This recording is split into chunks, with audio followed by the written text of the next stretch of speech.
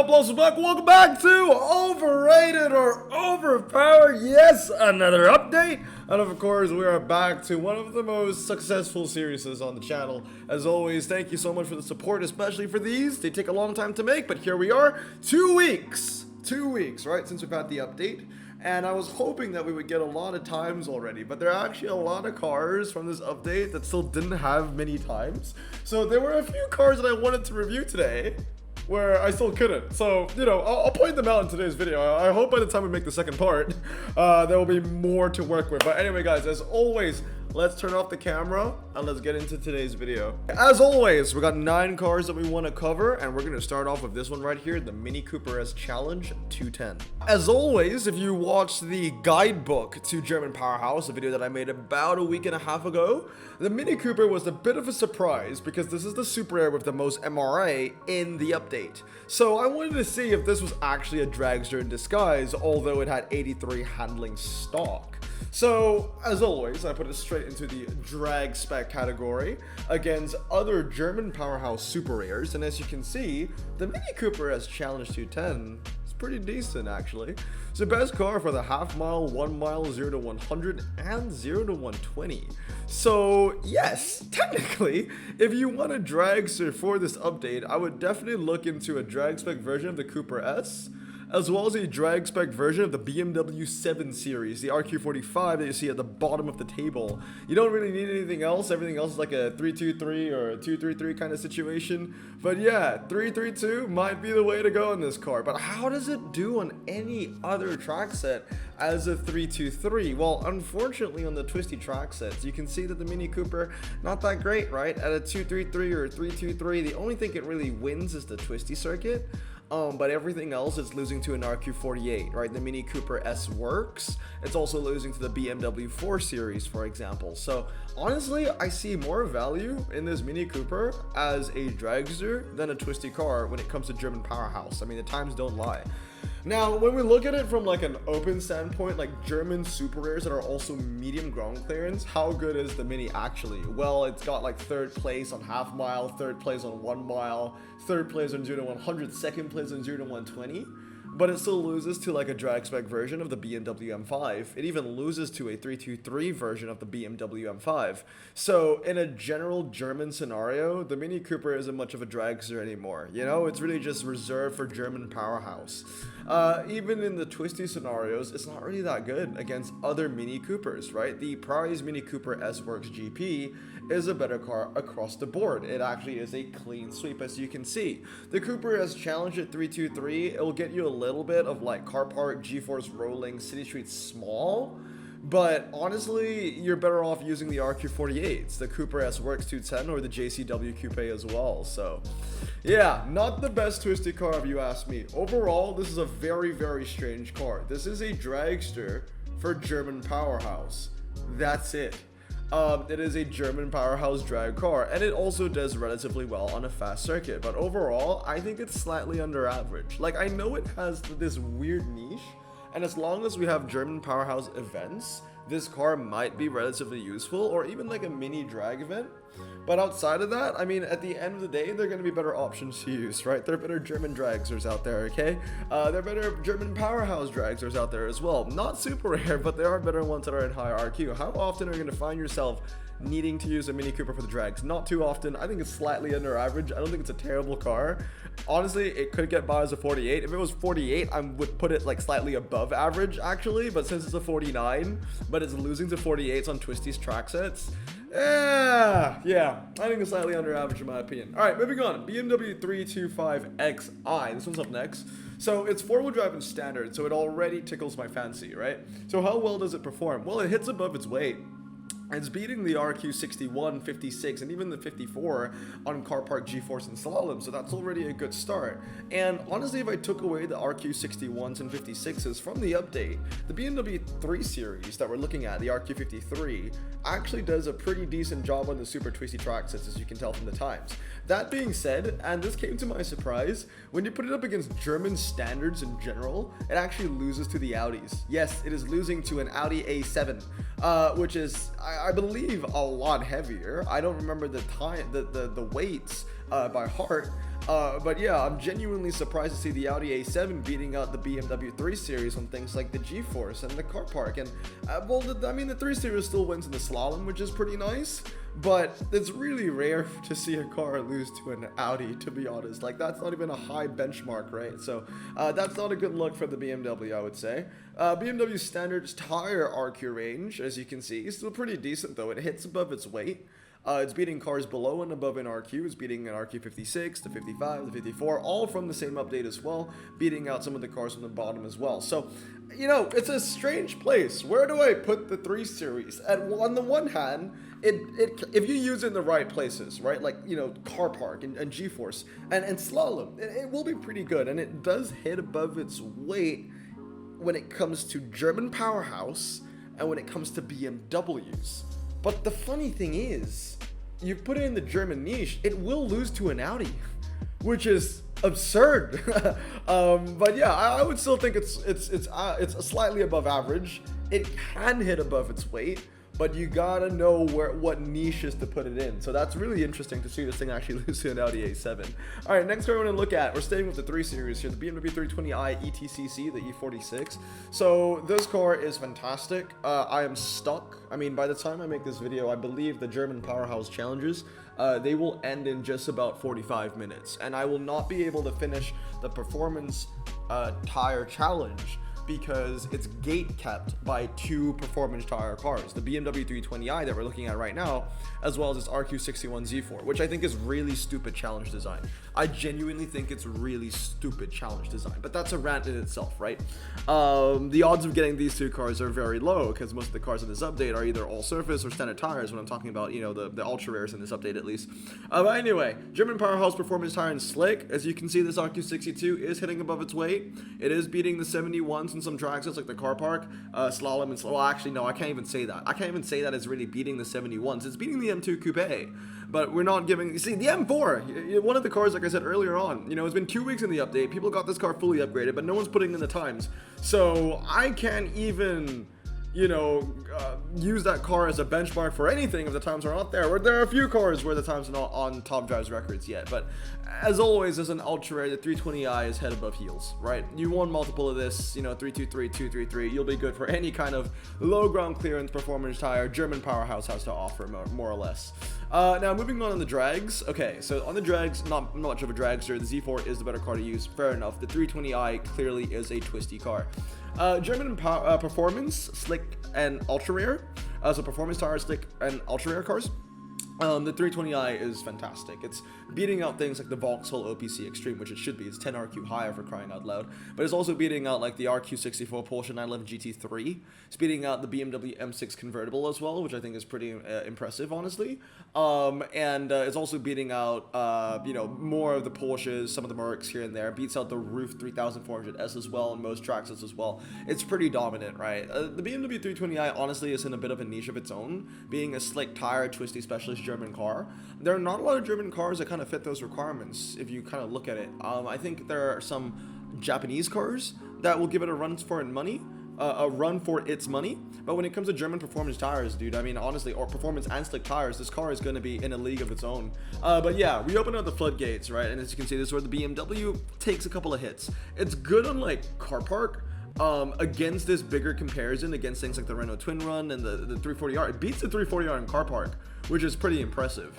But have a look on this side image over here. So the BMW 320i is like the 4th best car park car, the 4th best unique car park car. It will still lose to the Citroen C3 Max, it will lose to the Xena Z10, and it will also lose to the Nissan Soros Jr. So that's something to consider as well. But also, you know, this is an RQ62, which I'm comparing to 63s and 64s. Obviously, the Soros Jr. is in a league of his own. That car is the definition of Blossom Choice, and because the Soros Jr. exists, and that's the benchmark for the definition of Blossom Choice, that's why I'm not going to give the BMW 320i a Blossom Choice category. That being said, it's a good car, right? It's definitely way above average. It's definitely great. There are going to be many scenarios you can use it in, whether it's German twisty, German powerhouse twisty, great for car park and rolling G-force, etc., etc. That being said, there are cars that are still better than the 320i. You just have to be smart on what niches you want to use this car in. But if you put it in the right places, it will definitely give you the results you want. Now, moving on to the Mini Paceman Cooper S. This one is very interesting to me because it's ridiculously lightweight. weight. We also talked about this about a week and a half ago in the German Powerhouse guidebook, and I really wanted to see how well this car performed against other all-surface tire cars, having a massive weight advantage. Although the 0 to 60 is terrible, the handling is good. And like I've always said in many videos, I don't care what the 0 to 60 is on many of these all-surface tire cars. As long as you handle well, as long as you're light, you're gonna perform. So in a way, this mini Paceman Cooper S is going to be the make or break for what I said in the past, right? It's going to be a make or break for my philosophy, for my strategy. So what I'm trying to say is that this car better not let me down. Obviously, I already know the results because I made the video beforehand, and I can tell you that it does not let me down. So here's the mini Paceman Cooper S. When it comes to the dirt only, okay, great. Yeah, it's not that great, right? It loses to the BMW iX2 basically everywhere. It's not a good car. It's got the darkest reds in the comparison besides slalom. But where do lightweight cars excel the most? In the snow, in the ice. And as you can see here, this is where it hits above its weight. RQ62 doesn't matter. It's beating a bunch of 63s. It's beating the 64s. It is fantastic on the snow, and it's pretty good on the ice as well. It's winning on the slalom. It's winning on the slalom, again, I mean snow and ice. It's also winning on twisty circuit, twisty road, hairpin. So that's a really good start for this mini Paceman. And the BMW X1 as well, taking a lot of the wins as well, right? G-Force, Frozen Lake, G-Force tests. It's very impressive. So these two cars are hitting above its weight, but we're putting an emphasis on the Paceman Cooper. Now, here's where it continues to surprise me, because this isn't snow, this isn't ice anymore, this is sand, this is motocross. But the Paceman is still getting some wins. It's winning hairpin. It's the best for hairpin road. It's the best for slalom. It's the best for motocross track. Obviously, I'm comparing it only to all-surface tire cars from German Powerhouse, but let's open the floodgates. Let's put in some of our favorite all-surface tire cars. You know, when I think about some of the best all-surface tire ultra rares in the game, I think of the Skoda Kodiaq, I think of the Alfa Stelvio, I think of the BMW X5. So I put all three cars in here. I also added in the Skoda Superb Scout, the Crosstrek, and the Dodge M80 because they're very lightweight, and I wanted to see how the Paceman went up against some of the lightest weight all-surface tire cars in the game. Does well. It does well. It does lose the slalom to the M80, fair, but it still does well. It's the best car for G-Force, hairpin, twisty, slalom test, so that's pretty good. When it comes to dirt and sand, Paceman is best for the slalom track sets and surprisingly mountain hairpin as well. So what I'm saying is that the Paceman Cooper S, it's winning some stuff. At least within the comparison that I put it up against, right? It's winning some stuff, and it's definitely a good car. I gotta say, like I did put this up against off-road tires as well. It gets shafted by off-road tires, but whatever. You compare this car as an all-surface tire car among its own kind. It is a very, very good car. It performs above its weight. You just gotta know where to use it, right? Ice, snow, and in some weird circumstances it does pretty well in some sand track sets as well as some dirt wet, which I think is kind of surprising. So that's pretty cool. All right, BMW 1800 Tissa, Tissa. Anyway, this car, we'll go through this pretty quickly, man. This ain't that great. Common performance tire, medium ground clearance plus the Alpha Set. I put in the Alpha Set because I wanted to see if the BMW or any car in the comparison could hit above its weight. Obviously, the Alpha Set is low ground clearance, so every other car that it's going up against is inflated in RQ. This is honestly a great representation of medium ground clearance inflation in RQ, honestly, because this is RQ17, same RQ as everything else. Just because this is low, it's better everywhere because the other cars are medium. It's ridiculous. But anyway, the BMW doesn't win anything, honestly. Now, moving it on, RQ17 or below, also common, and they're all medium this time. Okay, fair. The BMW is the best, joint best for G-Force, indoor karting, slalom. That's about it. But the Citroen is still the better option to use. And honestly, how many situations are you going to find yourself in where you need to use an RQ17 and below? If you need to use a German Common, which is already pretty rare, the Audi Coupe GT, which is one RQ more, is better on every track set compared to the BMW. So that's one thing to consider as well. So honestly speaking, not that good. But not terrible, I guess, because it's not like it's underperforming. It's not like it's losing to RQ16s or anything like that, right? It's an RQ17, and it's performing decently for an RQ17. But the problem is, how often are you going to be using an RQ17, you know? It's not the best of the best. It's not the worst of the worst. It's just, bleh, you know, it's average, but I want to put it slightly under average because, you know, we're ranking a freaking common for crying out loud. So what if you're an average common? You're a common, you know? Anyway, that sounded car-sis for a second, so I'm going to stop. All right, moving on. BMW M2 CS Racing, the F87. I freaking love this car. Still my best car from the update, the best car I've pulled in quite some time. How well does it perform? Well, when it comes to German powerhouse epic performance tire and slick tire cars, it performs very, very well on the super twisty stuff, as you would expect. The best cars here are going to be the M2 CS as well as the M4 CSL, which are the two front runners for, you know, the asphalt tracks for this update. And then we've got the RQ71 on the slalom because this thing weighs lighter than, I don't know, a bicycle. Not really, but it's very light.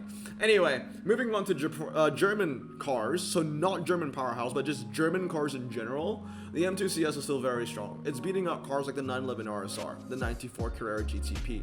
It's beating cars like the 911 GT3 Touring, the butt, as I like to call it, right? Very impressive stuff coming from the M2. Slick tire epics, okay, not as good, but then again, I am comparing up against, like, you know, RQ79, Ginetta G50, 78 Exige 77s. As a standalone 76 and below, the M2 CS is a good car. And, you know, I know what there's going to be like a non-zero amount of people that are going to argue, wait, Blossom, so you said that the common BMW we just talked about is, you know, fair for its RQ, but you said it was kind of bad. But now you're saying that the BMW M2 CS is fair for its RQ, but you're saying that it's amazing. How does that make sense? Guys, one's an RQ17 common, one's an RQ76 epic. I hope you get the difference here, okay? But anyway, the M2 CS Racing, it's a good car though. You know, even though it's not the best against, you know, comparing it up against 79s and 78s here, for crying out loud, it's still very good in car park. It's still very good in karting circuit. It's like the second best one or like the third best one. Still very impressive stuff coming from this car. But overall, I would say that it's a very good car. Obviously, it's not like Blossom Choice level, but it's great. It is great. Use it for German powerhouse. Use it for German super twisty, like just general German stuff. And this car will be a fantastic option for you. Car park, karting circuit, that's the name of the game when it comes to the BMW M2 CS Racing. All right, we've got 3 more cars to look into here. We've got the Mini Cooper S convertible. Main thing I want to take a look into the Mini Cooper S is because it beats the Mini Cooper SD on city streets medium and small. So that already makes it a bit more valuable to me. Whatever car wins both city streets is going to be the more valuable car to me. So I wanted to do a deeper dive for this series for either the Cooper SD or the Cooper S. And I told myself, whatever wins the city streets is going to be the car that I'm highlighting. So I'm highlighting the Cooper S convertible because it wins the city streets. And I got egg on my face for this one because I thought the Cooper SD would be the better car across the board because it handles more. But the Cooper S convertible is winning where I would want it to win. So yes, it's a good start for this car. It is like the King Mini for the rares, I guess, for the city streets. Moving on here, German medium ground clearance performance. Okay, not that great anymore, right? If it's just not just Mini, it will lose to a freaking Volkswagen. So that ain't great, right? The Volkswagen is the better option to use. There is a small niche for this Mini Cooper convertible though, and that is the convertible niche, right? And when it comes to the convertible niche, it's a good city street medium car park, indoor karting, slalom, twisty circuit, beating out most rares. Actually beats out all rares, and it goes toe to toe with a super rare. It will get shafted by the Hyundai Veloster and the Formula 4 Fiat, which used to be a rare, but it's fair, you know, rare. What I'm rhyming today. You know, these are different rarities. I just wanted to see how far above its weight the Mini could actually hit. Not that far up. But that being said, it's still a good rare in this niche. But you gotta ask yourself, right? How often are you gonna need to use a rare medium ground clearance convertible? Not very often. So again, much like that common BMW, the Tissa or whatever it is, I think that, you know, it's an okay 39. You gotta know where you wanna put it. I don't think it's a bad car, but I would skew it slightly under average because the places it excels in are very, very niche and very obscure. Now, 2 more cars I want to take a look into. The BMW i7 xDrive. This thing is 85 MRA or 84 MRA, a very low 0 to 60. Is it a Maybach killer? That's what I want to answer. Well, first of all, we got another car here, the BMW 750e, which has no times. No times! This was actually the car that I want to look into, the 750e. But because it had no times, I decided to look into the i7 xDrive 60 G70 because there were more times for that. So overall, it's not great for city street small or medium. It will lose to the 750e, so not a great start. But let's have a look at it in the drags. Pretty damn good. Pretty damn good. Again, 750e, no time. So we don't know if this thing is better or worse. I can assume that it will be worse because they have the same 0 to 60 and the i7 is slightly better MRA, but I can't be for certain because the owner didn't put in the times. But anyway, it's not like the update has been around for like 2 weeks or anything like that. It's good. The i7 that we're looking at here, it's good. It's beating out things like the iPace, it's beating out the Ioniq, it's beating out the Cadillac Lyric all-wheel drive, which has like the best MRA for a four-wheel drive entire car. It's like 89 MRA. So that's a great start. That being said, it will not lose to a Maybach. It will still lose to the Mercedes-Benz 57S. On top of that, it will also lose to the 7 Series. It will actually lose to the 7 Series. And this car, if you know anything about this car, I have this car fully upgraded. I use it in the 5-seater daily, and I've been using it often, frequently, for the 5-seater daily. And like, if this i7 could just be slightly better than this 7 Series, then this would be like propelled to be a very good car, because that will be the best option to use for the daily, right? Because the 57, the Maybach, this is a 4-seater, so I can't use it for the daily. The daily is like center tire 5+ seater, whatever that is, right? So if this car was slightly better, it would be amazing. It's fine margins, but unfortunately that isn't the case. The RQ66 is still the better car. So, you know, where can I put it? Slightly above average, maybe? It's a great 4-wheel drive standard dragster, but emphasis on 4-wheel drive. How often are you going to need to use a 4-wheel drive standard on the drag? I mean, how often are you going to use a standard on the drag? And if you need to use a standard tire on the drag, then the Maybach. You got the other 7 Series. So, you know, that's already a pretty rare niche. Now you're going to add on actually 4-wheel drive for this car to be kind of useful. I mean, it handles better than the Maybach, I get it, but it's not like this thing is going to be like a twisty specialist or anything, right? So it's slightly above average, I would say, because again, this is an RQ77 Epic, and I think it deserves to be there, but there are going to be better options to use, and the fact that it loses to the RQ66 on the daily is a little bit sad. All right, moving on. Last one for today, the BMW M4 GT3 G82. I'll go through this pretty quickly. Everyone says that I always spend so much time on, like, you know, the lower rarity cars in these kind of videos, and I spend so little time on legendaries, because the reason why I spend so little time on legendaries is because it's a little bit, what's the word I'm looking for? It doesn't make any sense to spend a lot of time talking about a legendary. It's a bit irrelevant, honestly. You get a legendary, you're gonna be happy. You know, that's about it. You're not gonna really figure out if the legendary is gonna beat, like, you know, every single car within its range or where it stands out. It's a legendary. It's going to stand out already, especially for a motorsport stick tire car like this. Anyway, the M4 GT3 is a very average RQ89. I'll put it that way. It's good for twisty circuit, but it shares the table of a lot of other cars. You know, it's a very oversaturated market now. I remember when, you know, in 2017, 2018, there were not a lot of legendary slick tire cars in the game. Now there are a dime a frickin' dozen, for crying out loud, right? Every update brings like a couple already, right? I get it. They're a lot of fun to unpack and they're a lot of fun to own, but they're not that special anymore, I'll be honest. It's good on twisty circuit, right? The M4, but that's about it. Now putting it up against a drag, it will lose to the IMSA. It will lose to the Chevrolet Corvette. That's one of many cars it will lose to be honest. I'm just putting it up against its RQ range of about 88 to 90. That's about it, right? Anyway, German Powerhouse Legends, this is where it will stand out. Half mile, 1 mile, 0 to 150, 0 to 170, ties in the test bowl. Good. Nice. But overall, you know, I think it's a good car. I don't think it's Blossom Choice. I don't think it's like amazing or anything, but it's a good car because at the end of the day, it is an RQ89 Legendary. And who's gonna be mad with an RQ89 Legendary? And whenever you need German powerhouse stuff, this is gonna be one of the best cars for you to unpack, right? Like that's the main thing. If you ever need anything German powerhouse, this thing's gonna save your butt, right? In a general sense, less. But German powerhouse, whenever there's a German powerhouse event going into the future of the game, this will always be one of the best cars, at least in part 1. I don't know what part 2 has to bring yet, but this will still remain one of the best cars. I'm pretty confident about that. But anyway, guys, that's gonna be it for today. I hope you guys have a great day. I'm gonna stay safe, wash your hands, and blossom out. Peace.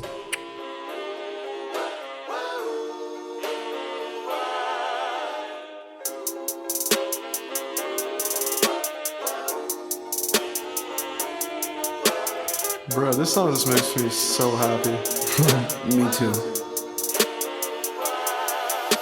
Imagine being Asian in the 50s, looking nifty, leather jacket looking sleek, look like Presley, look so deadly. Got a jukebox back at home, feeling jazzy, turn it on and play it slow, like the movies with the ladies. They so fine. Imagine being Asian in the 50s, looking nifty, leather jacket looking sleek, look like Presley, look so deadly. Got a jukebox back at home, feeling jazzy, turn it on and play it slow, like the movies with the ladies. They so fine. Sit back, relax in my Bonneville Pontiac. Hold tight all night, cruise to Jacksonville Atlantic. Blonde hair, don't